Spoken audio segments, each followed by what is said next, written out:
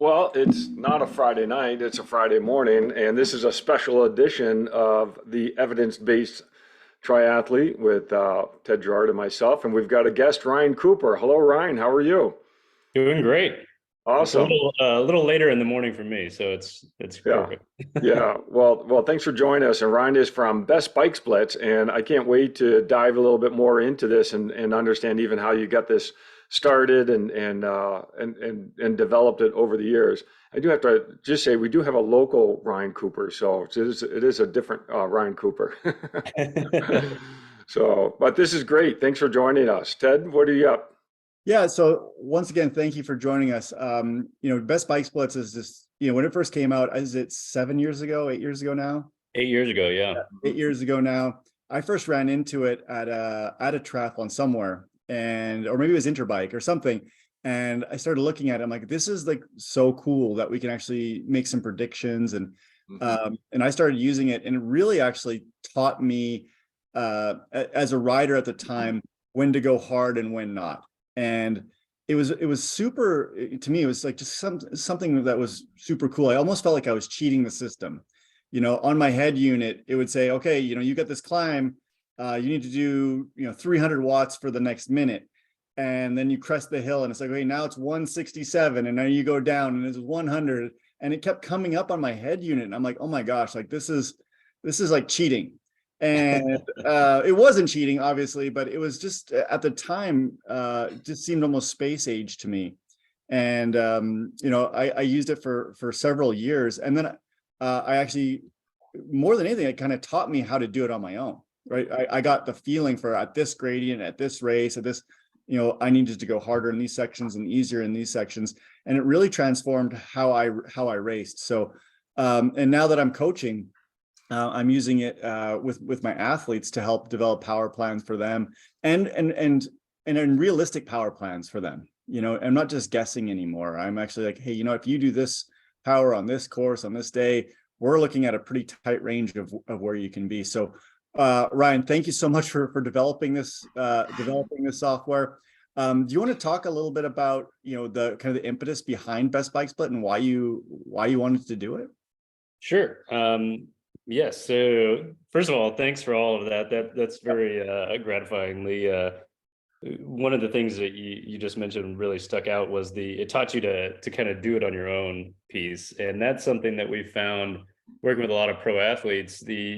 There's certain athletes that instinctually, like in just over time, so it kind of a combination of trial and error and over time, that just do this naturally and have this really nice kind of range that they can push the power, or they'll let off. And a lot of the great time trialists do this really, really well. And so one of the purposes of this was to get people to think about that, and Yep. to get people to start to learn how to do that. Because as a former amateur triathlete myself, I never did that. I Yeah. would go out and blast the first 30 minutes of the course and then pay for it for the rest of the race, and or hit every hill as if I was, like there wasn't going to be another hill, right? And you just kind of hit everyone at full steam. So um one of the reasons we built this, so my partner Rich and I, when we first kind of came up with the idea, was to do just that, to like have a better overall race. The fastest time is not necessarily the best time, right? The fastest time overall, where you are like having your best race possible. And to do that, pacing is a huge component of it. But the spark really that kind of jump started it, there was a cycling data and cycling symposium at University of Utah way back in 2013, I think. And so they had 3 or 4 speakers, and I remember I was like so excited about watching this thing because it was showing it live, I think, and I was like, okay, I'm gonna watch it after work, and I started watching it, and there were a couple of different speakers. One was a German speaker, and he was talking about optimal pacing strategy. Mhm. And at the time, when he was breaking it down, he was like, okay, well, you need to go ride the course, and then you can segment the course, and you can do all this. and then you'll run it through this model, and then 2 days later you'll get a result, and then so it's like a simulation type model, and you get a result. And I was like, there's got to be a faster, better way of doing that, and kind of automating this whole breaking of the course down, segmenting that, and then determining what variables make sense, and basically coming up with this model to do it.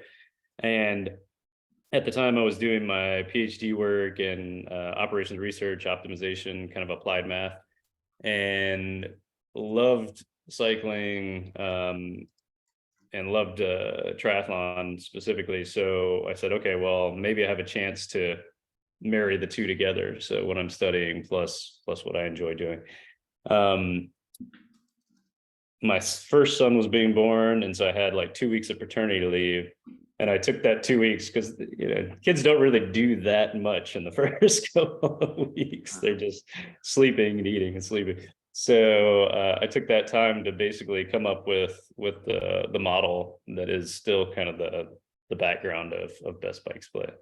And so that was the real beginning of it, was that kind of catalyst. And so that was the summer of 2013.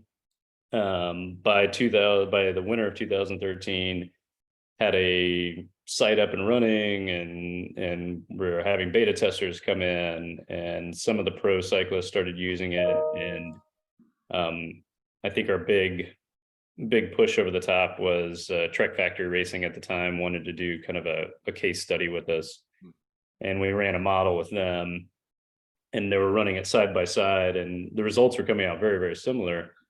The difference was that their model took 6 hours to run, and ours took half a second or less to run. And so that's when we knew, okay, we're on to something here that can have some big benefit. Yeah. Awesome.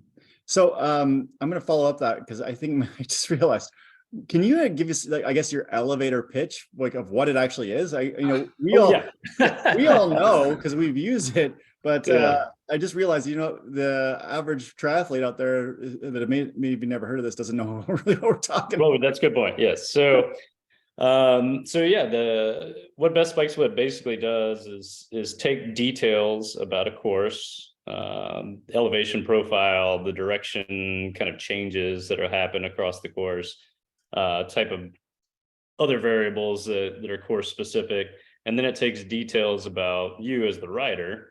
And so your weight, your type of bike, your type of wheels, your aerodynamics, which you can kind of do selections to get it close, or you can go and ride and upload data and kind of fine tune it.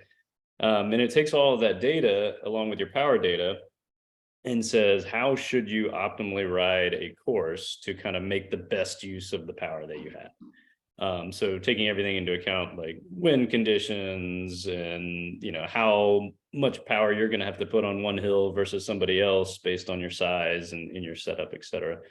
And the output of that is a predicted time, which is usually in a very pretty tight ballpark if the data coming in is good, but also a race plan to say, okay, how should I ride this ride?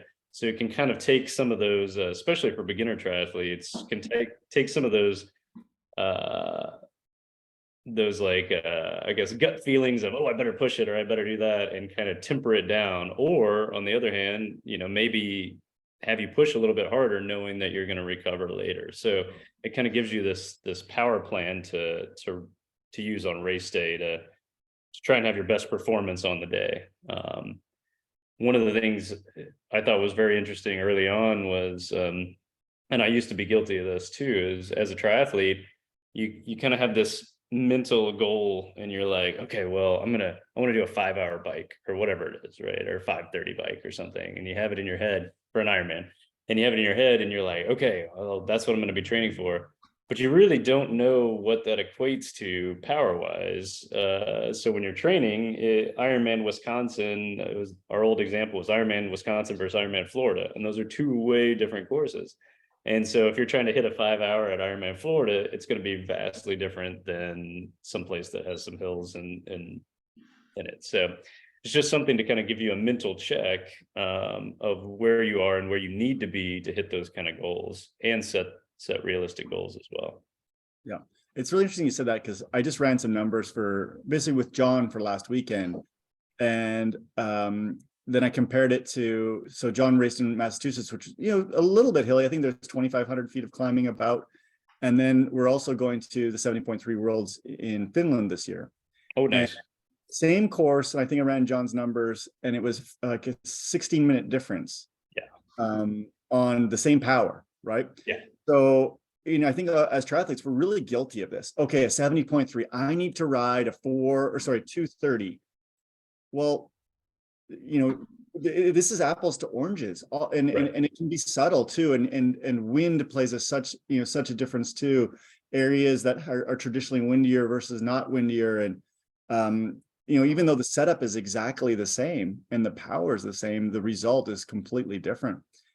And it's something that if you don't know that going in, right, and it's a challenging course, so this is a very challenging course, and you don't know that going in, the kind of mental drain as you hit what you thought was going to be the end, and you still have 5 miles to go or whatever, and you're like, oh man, now I still got to do the run. But if you know that going in, you're saying, okay, everybody's in this boat, right? Yeah. And, so you can mentally set that, okay, that 5 minute difference, ooh, I'm actually ahead of schedule, right? Or whatever it is. So it's 20 minutes difference. I mean, even nutrition plays a role, right? Maybe that's one more gel you're going to take in, or you've got to, like, this is part of the game that we're playing, is understanding fueling as well. It's interesting you bring that up. That is definitely an area where in the future we want to expand upon and partner with other companies where that's their focus. So I know Fuel In and there's a few others out there to be able to pull those kind of strategies in as well, to say, okay, how do we overlay the nutrition needs, or even where are the fuel stops, or the fuel, where are the hand ups and handouts, and so that you can start to see, okay, in a certain place, I used to say you have to do the fueling for the physiological piece, right, to maintain, but then there's also an aerodynamics piece as well to it. So when do I sit up and I take all these drinks, and when is it good, and when is it like a stopwatch going off and I'm just giving up time? And so we spent a lot of time with triathletes talking about that as well, to say, okay, if I'm in a tailwind and I've got this honking tailwind and my power's a little bit lower, okay, great, I can sit up, I can stretch out, I can do all that. But if I'm in this headwind and every time I sit up I'm just giving time away, it's really time to be focused on my position, not stretching out all the way, because that later on there'll be a time to kind of do that. Well, what I find amazing is just as we were talking about before, that your time is different, or your being able to map out a course is all dependent on the course. And I remember doing this for Nice. I put the numbers into best bike split in terms of what the predicted time would be, and it would come out like something, I don't even remember what it was, like 3.5 hours or something. I'm like, well, no, I want to be down around 2:30 or 2:40. And I kept putting in data to get to that, and eventually your program said that's not possible. You can't get that time. And so at that point I said, well, I better go look at the course and look at the profile, and I didn't realize how much climbing there was in that course. But speaking of that, even when you started Best Bike Split, back 8 years ago, how hard or how easy was it to get good data to be able to build the algorithm and build that, and even talking about aid station information and things like that? How do you get the It's input? very tricky, and it still is. I mean, I think one of the biggest issues, and something that we find the biggest barrier to entry, if you will, for new people coming in, is that there are a lot of variables. And so, if you start with the course data, for the most part, a lot of the mapping software has gotten a lot better. So if you look at Ride with GPS, Strava, Garmin, all of their kind of mapping software, especially over the last several years, have gotten really, really good. Elevation data, on the other hand, is still lagging. And so, a lot of times it's based off of satellite imagery data. And so there you're kind of using this approximation. Now, that said, That has also gotten better, especially in the last few years. Even Strava will override if they get enough data from riders with barometric pressure. So for anybody that's listening, barometric pressure is how they basically do altitude on the head units of cycling computers now. And if you have enough of that data, it's kind of like the 1,000 bees approach. Like if you map them all out, they all have a nice kind of curve to it, right? And that's usually a good elevation profile. So it has gotten better, but we did have to add quite a few things like checks into the software over time to help with that, right? So I remember when we first started, you'd get a lot of files where it was like thousands of meters below sea level, or it'd be like you're riding on Mount Everest or whatever. And so having to do these like checks to see does the elevation data make sense, because that will really have an impact on the model and the predicted time and the pace planning. Another thing was like bridges and overpasses and tunnels. So a lot of European races, especially if you look at like cycling modeling and stuff, they'll go through tunnels, but the elevation data from the satellite doesn't know there's a tunnel. So it just looks like it jumps up the side of a mountain and then drops right back down, right? So so a lot of those kind of gradient checks to make sure that it makes sense were built into the software. Okay, so let's move on a little bit and then let's talk about an individual user. Okay, so let's say you've got a relatively new user, but they're you know, a triathlete that's been, you know, that has a power meter, kind of knows what they're doing a little bit. Where do you see the biggest benefits for your software for that person? So it's kind of a little bit of a tricky question, because it does kind of depend on, you know, the type of triathlete. So Let's say a competitive age grouper, perfect. you know, So, not a pro, but like someone that's trying to get on the podium in like a 70.3 or an Ironman. Like, so because I would think maybe the kind of people that I think would want to use this, right?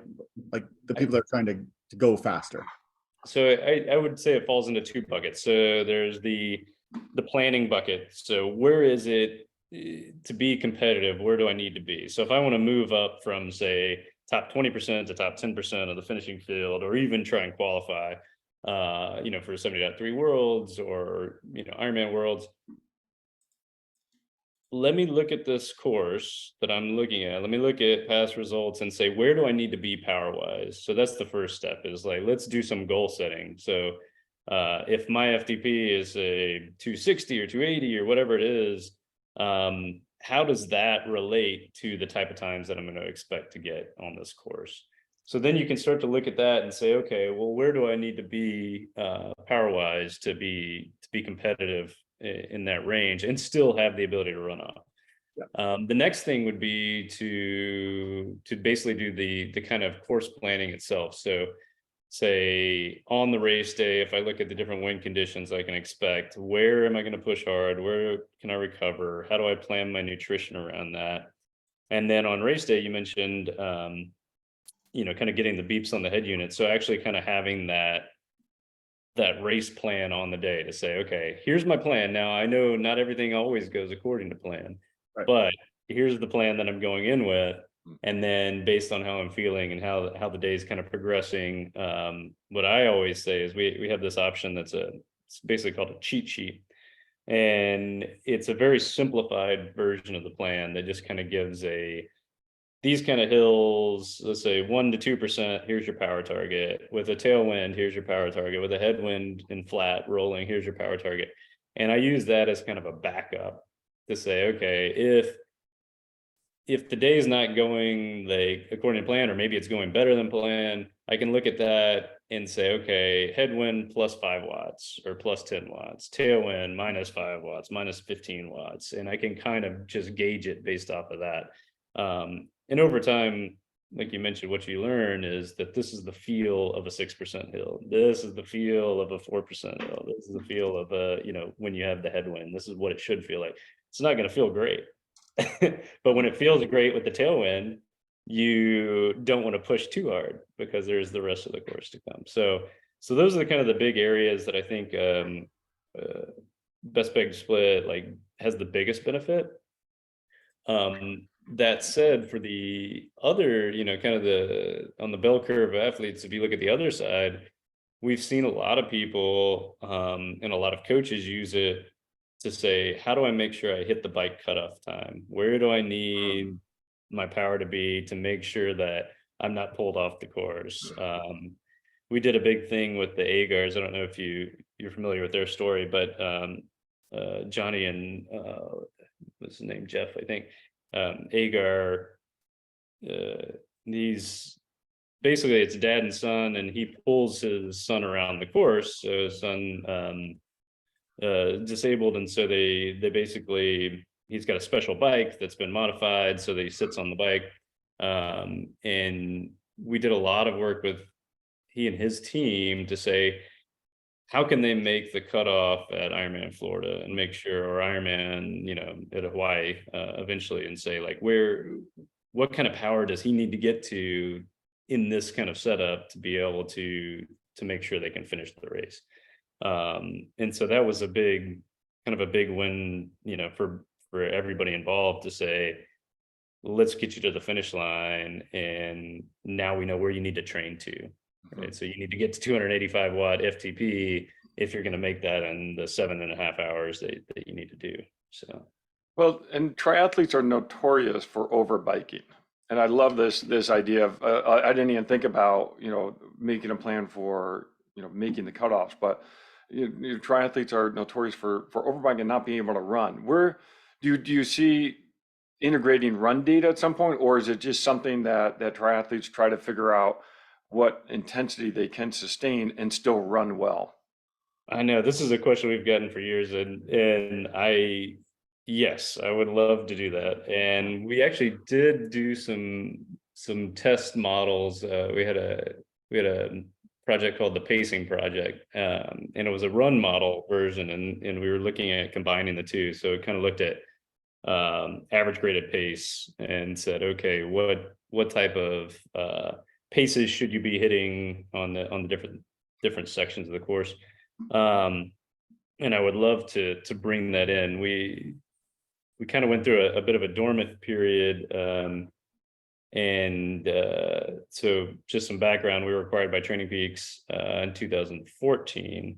And then Rich reacquired Best Bike Split. One of the co-founders reacquired Best Bike Split in 2021. And so he's taking it back. And so now there's a lot of effort going into new development. And so that's definitely an area that is high on the priority list. Oh, I love that. So I'm going to get into the weeds a little bit on this, because one of the issues that I have with using this with triathletes is actually getting a really, having an accurate FTP to start with, so you can actually start to predict, right? So you are a triathlete, John's a triathlete. It's hard to get a triathlete's FTP because they're always tired, right? That's true. Really, honestly, to get a good FTP test, you need to taper in. You basically need 3 or 4 days of taper, and then we're going to run your FTP test. And it's got to be a legit, effort FTP test. I can't factor these in. It's so hard to factor in to get this accurate FTP. So we're always kind of guessing off of FTP anyways. And I use like the WKO5 modeling, and I can't do it. In the off season, I can do it. Yeah, like I can get some good data, but like right now we're mid-season, and if I'm trying to look at someone's FTP, I'm probably 20 or 30 watts lower. Like what WKO5 is saying versus this, and so it becomes a little bit of a game trying to figure this out. And the cool thing for me is, and using your software, is I can go on the lower end of my range and show the athlete, hey, listen, if you do 190 versus 200, how much better are you going to feel? I'm going to feel a lot better. Okay. So 200 is probably what you want to do, but 190, it's only going to cost you a minute, right? And I guarantee you're going to run a minute faster by just feeling that. And because I think a lot of athletes have it in their mind that like 10 watts is huge, right? And in a half Ironman, even in a full Ironman, 10 watts is, for the average person, is what, 2 or 3 minutes. That's it.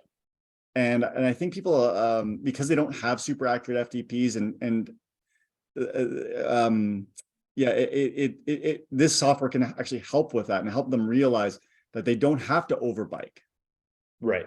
And it kind of gives you that incremental gain, like that, okay, this extra amount of effort that's going to trash me for the run is really only worth this much. And if you think about it, if they do the little things too on the bike, so meaning know when to stay tucked in arrow, know when to stretch, know when to do this, that's even reduced, more. So they get that gap gets diminished, or even things like, make sure you have a clean, drivetrain, like stuff like that. It really can start to add up. And then you go, okay, well, now I have that extra 10 watts and I've got that extra energy that all those kilojoules I was wasting, I can use now on the run. Well, and then also doing the CDA modeling, right? I think that's another really big piece for me as a coach is identifying athletes that their CDA is way too high. Yeah. Right. And it's like, well, you're a 0.35 CDA. Well, if we drop that to a 0.25, that might be 5 minutes. Oh, for sure. Or more. And Or more. depending on the conditions. And that's a very interesting thing. And for people that are listening that don't know what CDA is, coefficient of drag times your frontal area, it's basically how aerodynamic you are. And so one of the things I used to always stress was like, people say, oh, I've got my aero helmet, I've got my thing, I've got this, I've got my aero wheels. It's like, okay, well, look at your picture. And do you look like a bullet or do you look like a barn door? Because there's you can own all of those things and you can look like either. And it'll vastly impact your race. And I've noticed that's one thing I've noticed over the last 8 years is that aerodynamics, a lot of people are way more aerodynamic than they used to be. They've actually taken that into account, especially on the pro side. They realize the benefits, and the elite amateurs also realize the benefits.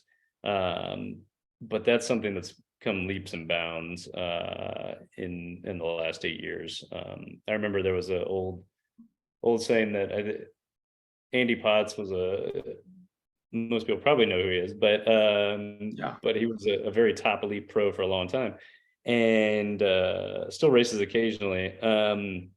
But he was famous for using gator skin tires, right, on his bike, and because he didn't want to flat, because he was worried about the 10 minutes to flat.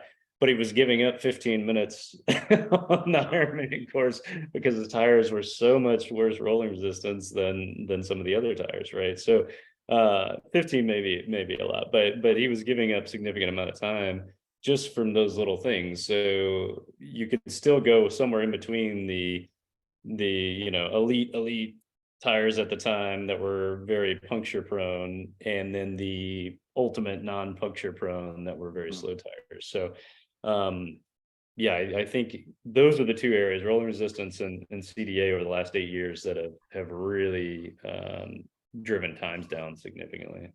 So just to add another anecdote, Ted and I have done this with some of our races where we've gotten together and we looked at like Indian Wells, to drop 5 minutes in Indian Wells, it took an additional 20 watts, which just wasn't, it didn't make sense to be able to do that.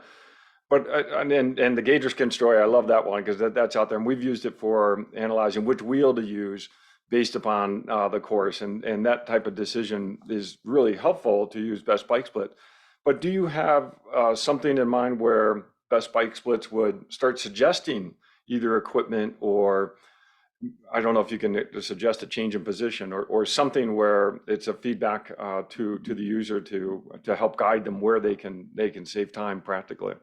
Yes, so that is the kind of focus you mentioned, running and incorporating that. Right now, the big focus is on kind of that feedback loop. And so taking data from previous races. So there was an analytics section that was added recently to Best Bike Split, which basically takes previous race data, gives you some CDA estimates, and it starts to store that data. So the next kind of step to that is then to be able to anonymize that and process all that data and say, okay, where are you losing the most time based on from the model to the actual? And for this athlete, potentially they're overbiking, overbiking the tailwind sections, or they're not cornering very well. So that, that's another thing triathletes are, at least I was guilty of, is bike handling. It was not great. And if you think about some courses,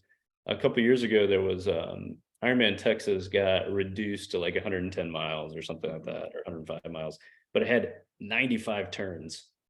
And anybody that didn't know how to corner lost tens of minutes, right, on this, because they're accelerating, decelerating, as opposed to holding any kind of speed in the corners. And so, you don't often really think about that much in triathlon, but when there is a more technical course, you can lose significant amount of time by just not having that comfort in being able to corner and carry speed through it. So those are the kind of areas that we're really starting to focus on in terms of the plan versus the actual. And then to your point, or your original question about suggesting different setups, that is on the roadmap. It's trying to isolate enough data to say, how good is this versus this, and then being able to store that, because it does change quite often. I mean, like if you guys use bicyclerollingresistance.com, it's a good site there where they test a lot of the tires. And every year it seems like the tires are getting better and better and better. And it's an area that I didn't think was going to innovate so fast, but it has. So it's really just trying to get all that data in one place that we can use it and refine things. So I have a question, since you brought up about the cornering. So I just did Alcatraz, and the cornering is crazy on that race. Yeah. Riding in San Francisco. So how is cornering factored into the model right now? It is, it's based on, right now, the cornering in the model is based on what your athlete selection is. And so it's kind of a default. We could open that up at some point as an advanced setting, but it looks at the degree of cornering. So if you look at, say, a 90-degree turn versus a 120-degree turn versus a 45-degree turn. And so it looks at a combination of the severeness of the turn as well as the gradients into and out of. That's what I was going to ask, because there was one corner, I think it was like a 12 or 13 degree down, and then a left-hand turn. Yeah. And I was on the brake, obviously, right? Because it's scary. And I'm a pretty decent cornerer, I think. And I actually even train it and practice it. But man, I slow down to almost nothing. And I'm like, I wonder how this, like, and you think about this stuff as you're riding, right? Like, I wonder how this factored into my best bike splits, but I didn't realize that was factored in.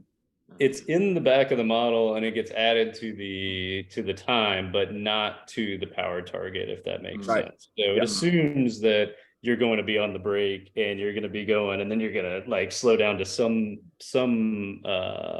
mile per hour on the turn, kilometer per hour on the turn. So if you're so yes, that's another area where once we have data from people, we can start to pull that out and populate that and really fine tune it and say, okay, here's how you take these kind of turns. Here's how the elites take these turns. Here's how, the other people in your kind of cohort do this. And you can kind of create and I think for a coach like me, that'd be super, super cool, right? Because I try and convince athletes, especially if they're going to go to a technical course, they need to practice, right? They need to practice. They need to practice cornering. They need to be practicing, cornering at speed.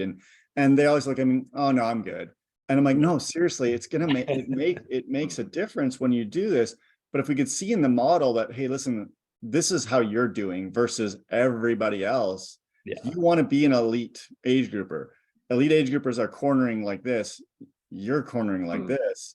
That is, once again, triathletes love data, right? Yeah. If I can say you're losing 2 minutes from cornering, and that's, once again, that goes back to, that's an extra 15 watts that you have to produce. So yeah, we can train extra hard and get that your FTP at 15 watts, or we can practice cornering.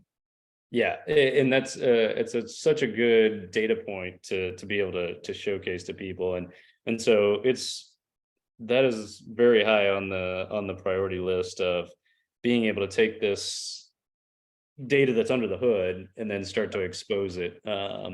And as we moved, we did a lot of stuff with gravel racing, doing some stuff with mountain biking, like kind of Leadville type things. And that becomes very important. There's amount of time spent braking, amount of time accelerating, and you can kind of say, hey, the better you get at cornering, the amount of time braking, the amount of time accelerating starts to shrink, your speed increases on these corners, and then that's worth X amount, and really start to show it. That's awesome. Well, another place that the race dynamics seems to come into play with trying to figure out how fast you can ride is we're in a triathlon. I'll stick with that, is where you start in the rolling swim start and where you come out of the swim. And because the number of cyclists on the road, either before you or after. And, something I always pay attention to is where I want to start in the swim so that I can get ahead of some of the mass of the crowds. But then again, that might actually be an advantage. How does that work into how Best Bike Sports operates? So right now, that wouldn't really work into the existing model. What you would look at, and maybe I can share my screen actually, and this might be a good point to do it. Let's see if I can figure out where that is on. Oh, there we go.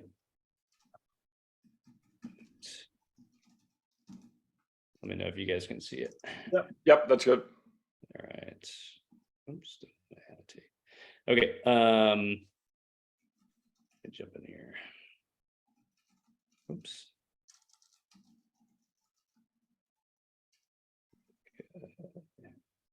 I'll jump into like a typical pro triathlete kind of person, but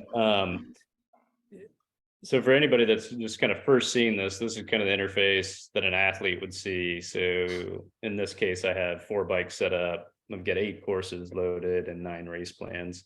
But if I had to look at something, let's look at the kind of the world champs or Kona, not the world champs this year for the males anyway. But one of the things I would say is we have this time analysis tab. And so when you're thinking about that kind of dynamic and like what type of factors would be happening in that part of the race, what you can look at is say, okay, if I was to reduce my drag, for instance, and so where on the course does that give me the biggest bang for the buck, right? And so in this case, I'm looking at on a per segment basis, how much time I could save, but some segments are higher than others.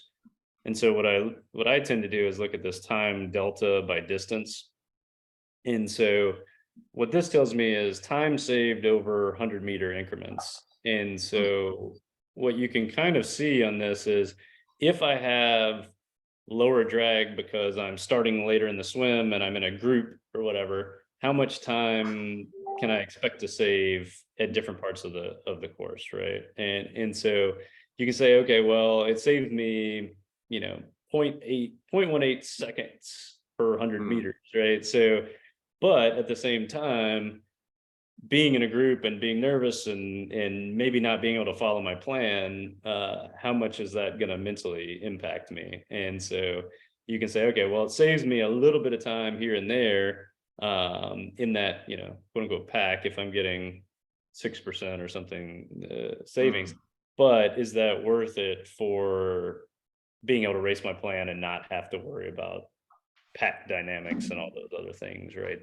That may happen, still riding legally, but in the kind of in that pack structure. So what I like about this is you really can start to do the what if analysis. So I always like to kind of use weight as an example, because I know a lot of people, they're like, oh, okay, if I could just lose that extra 5 pounds or whatever. And it's like, well, how much does that really save you on a hilly course versus on this, even on Kona, it's like 54 seconds. So if you start getting your weight down to a point, like it always makes sense to be at a healthy weight. But if you start getting your weight down to a point where it's impacting your power, then for most triathlon courses, it's really not going to save you all that much time. Similarly on the bike, if you're like, okay, I'm worried about 5 gels versus 4 gels, nobody, like, it doesn't matter, right? We did a study once where somebody wanted to jettison their bottles at the rest stop at the bottom and then refill their bottles at the top of the climb. And so if we looked at that, kind of difference of time there, it's like, how much time could we save? So on the right-hand side, you have the zoomed area. So it's like, that extra 5 pounds saved me 6 seconds or whatever on the climb, right? So the water bottles, it was better to have the water bottles and then not. And that's 5 pounds. Yeah, that's not 2 pounds of water. That's 5 pounds. That's right. Yeah. So it's just something to kind of like give an idea of what really impacts the race in specific portion, in specific places, to kind of get a good idea for planning purposes. Mhm. So just changing gears a little bit here, but along the same vein. So John and I worked with Flow Cycling and did a lot of aerodynamics testing. We had the Pedo tube. What was it? Aero Coach? I don't remember the company we used. Aero Labs. Aero Labs, yeah. And my thought on this is, can I set up a course and then do equipment change, kind of like a Chung method or something like that with this? Is that a possibility? Yes. So let me jump into a different athlete here. So we looked at jump into this. So we have basically a analytics function. So on this one, it's my analytics, but it has a similar type of display as the race plan. However, it's using your actual data. So as it pulls in the actual data on this particular course, you can see each of these little dots here represents what we are trying to pull out as a CDA measurement. Right. So what I suggest for doing what you're suggesting is basically going in and saying, okay, I'm going to set up this test course. I'm going to run separate files, or I could do it as a single file. The one issue with a single file is that all of these kind of CDA points will be muddled together a little bit. So you'll be able to see them in time across the ride data. But if you looked at like the average data that we have here, they would all be kind of combined into that average CDA value. So what you'd want to do is each section you could zoom in and say, okay, for this trial run 0.224. Okay, let me look at my next time around that same path. Okay, this time it was a 2.098. And so I've changed my gears, I've changed my wheels, my clothing, whatever my position, and I've run through this same course multiple times. One thing I would caveat with that is that we're pulling weather data off of various weather services. And so I would always check the weather data that it's suggesting to say, does that match with what reality is? And if you're really going out to do some real testing, I would, take basically a weather vane or a little portable thing to kind of know what the real wind condition is, the real humidity, air pressure. So the important things that go into this calculation. And can I add that in if I brought my own weather station? Yes. Okay. So when you upload, let's go back to this. So if I want to analyze a ride, I can turn off historical weather data, and then I can add in all the details. Perfect. And that's super cool. Okay, awesome. And then and I've just started using the new stuff. So the comparison tools, which I think is super cool too. Could I compare two efforts? So I did effort A versus effort B. No, but that's a good, so right now it's just compare plan to actual. However, okay. That's a good use case. To take back. So there's my suggestion for you, because I'm really excited to try out a few different helmets, and I've got a course that I normally, do some of this testing on. And I've never done it like this. I think I'm going to try it, like this, because I don't know what it's going to, how it's going to come out, but I'd love to do that comparison tool if I could, but yeah, just so people can kind of see what, if I looked at, excuse the unbound gravel comparison, but so this is kind of the comparison tool. So you can see side by side what the plan time was versus the actual. Yep. Now, if I use moving time, so this is with stops. And so if I kind of look at the time-based chart, you can see there's sections in here where it's completely stopped, right? And so if I look at distance space, you kind of have a better view of the actual versus the ride. And then if I look at moving time, you can see that moving time, the plan versus the actual was much closer for this event. So right.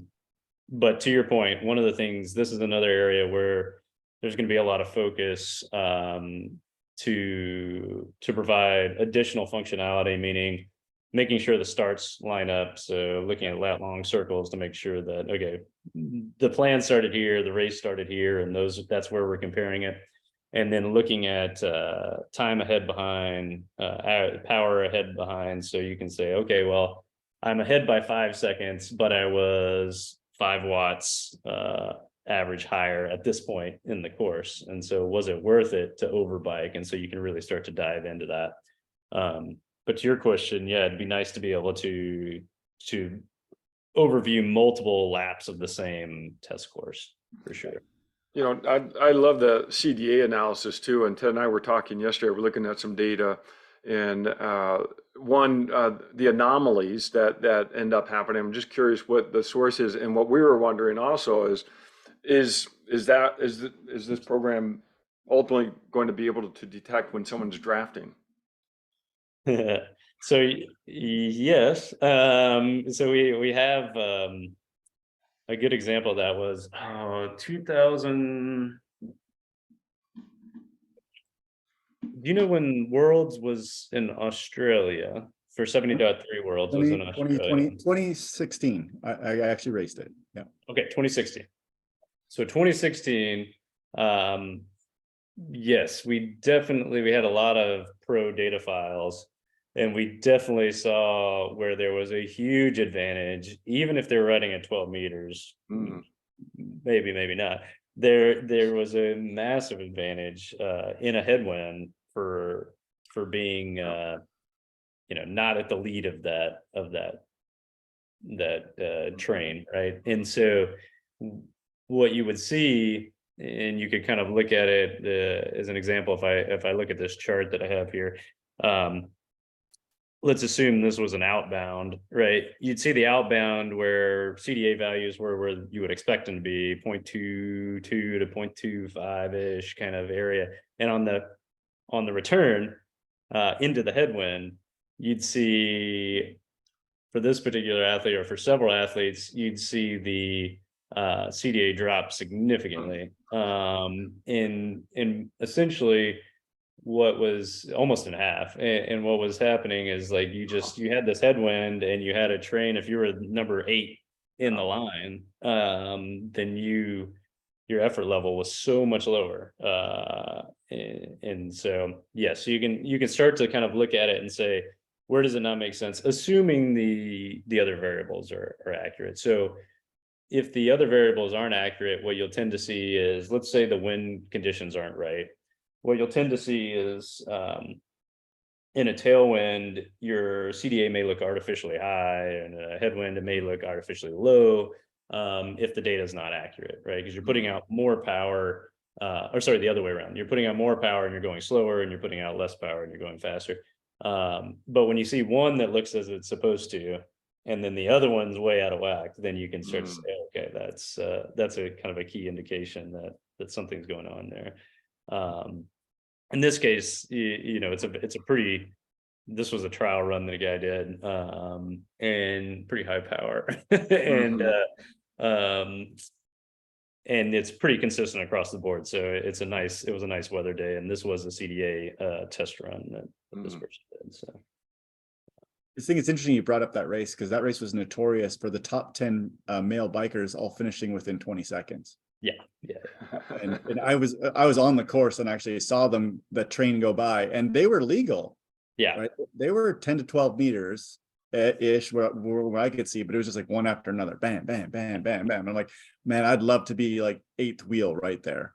Yeah. And there's some studies that show,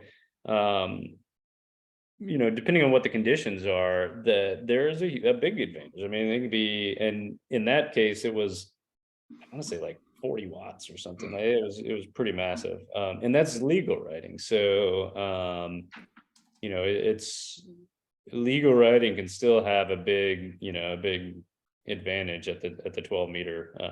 Now with the tailwind, it negates it, and with the crosswind, it negates it, obviously. But if there's a direct headwind, you can see the data will show the impact. So. Well, Ryan, this is awesome stuff. I'm even now more of a fan of your software, and I'm gonna be using it even more. I'm really excited to get out and on my course and do this. I think what I'm gonna do is I'm gonna take individual files. I think that might be the easiest way, and it's super easy. I mean, just turn my computer off, press. I'm changing my helmet and stuff or whatever I'm going to change anyways, or change my position. I think I'm pretty excited to give this a go. So thank you so much. And once again, thank you for your time. And then I think, John, correct me if I'm wrong, we have a discount code for Best Bike Splits for the Tri Club. Yep, that's right. We've got 25% off membership, which is fantastic, and we have that on the Tri Club webpage under discount codes under my account. And yeah, Ryan, I can't say enough as well. I mean, this is just super interesting, and we've just sort of scratched the surface, and it is just amazing, this algorithm that you built, and the interface and the program.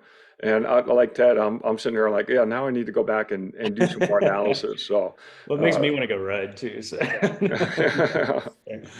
This is so great. All right. Well, thank you. And John, thank you. I hope you have a great weekend. Ryan, I hope you get some riding in this weekend. And that was awesome. So this has been another evidence-based triathlete. Oh. All right. Thank you very much. All right. Thank you.